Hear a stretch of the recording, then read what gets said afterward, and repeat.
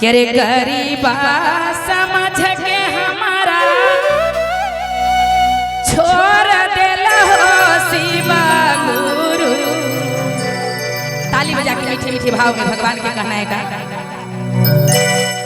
के रे गरीबा समझ के हमारा अरे छोड़ दिहलो शिवा गुरु। पथाला के रहलो तोहर दिला शिवा हो जोगी।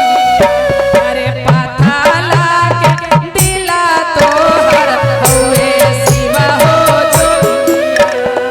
गरीबा समझ के छोड़ देला हो शिवा गुरु।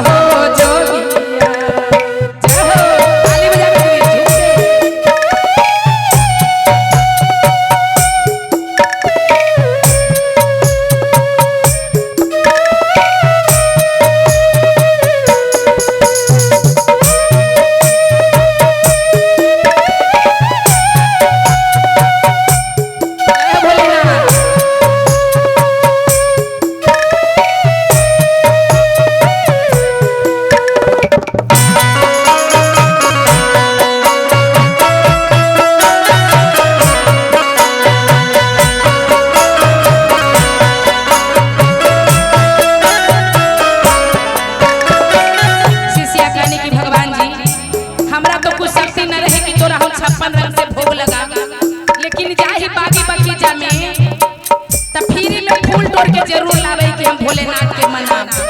लेकिन तू ना मान ला हमरा से कहनी का तोरा खातिर लैली गुरुजी कनाइल के फूल हो माला बागो थाई गुरुजी कराना कबूल हो। ताली बजा के दीदी झूम के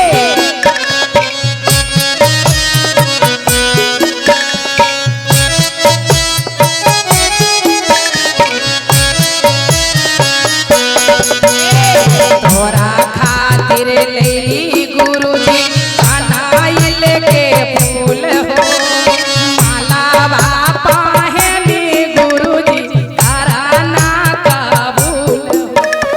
लोगावा परोस सब मारा हाथी ताना हो। लोगावा परोस सब मारा हाथी ताना पीछे डूबल जाहे गुरुजी। अरे पीछे भाव सागर नैया डूबल जाहे गुरुजी। जय हो ताली बजा के दी झूम के जय हो भोलेनाथ पार लगल हो नैया के झूम के।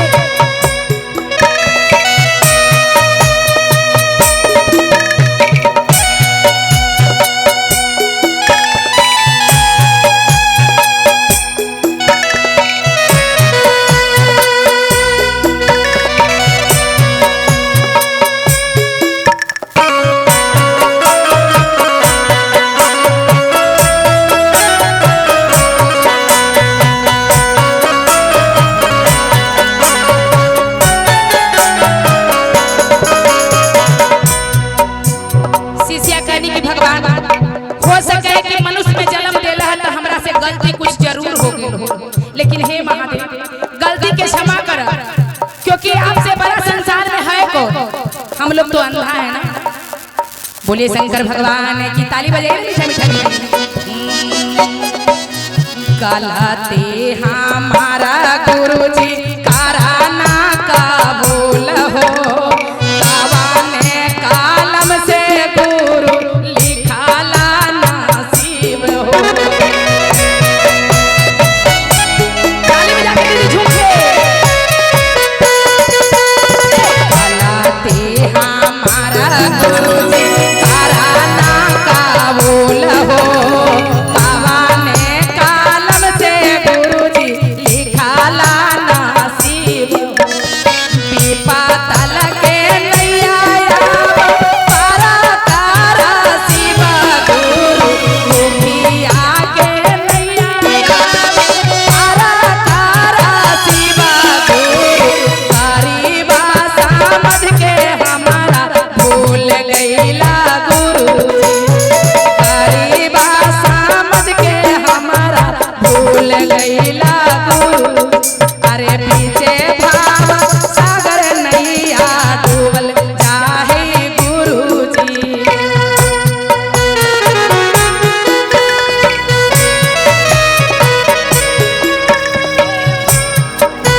मीठी मीठी ताली बजाते रहिए मीठा मीठा आवाज में।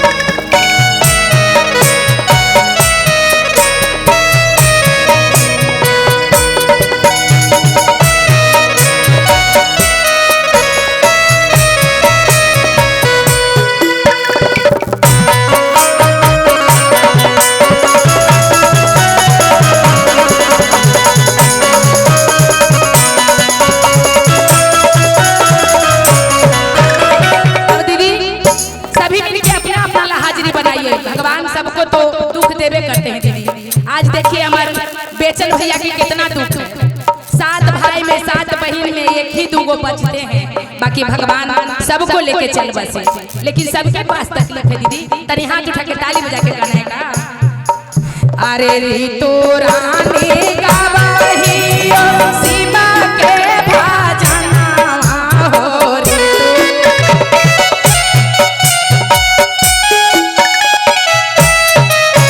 मुखिया के नैया पार करिहा गुरुजी अरे तोरन के नैया पार करिहा गुरुजी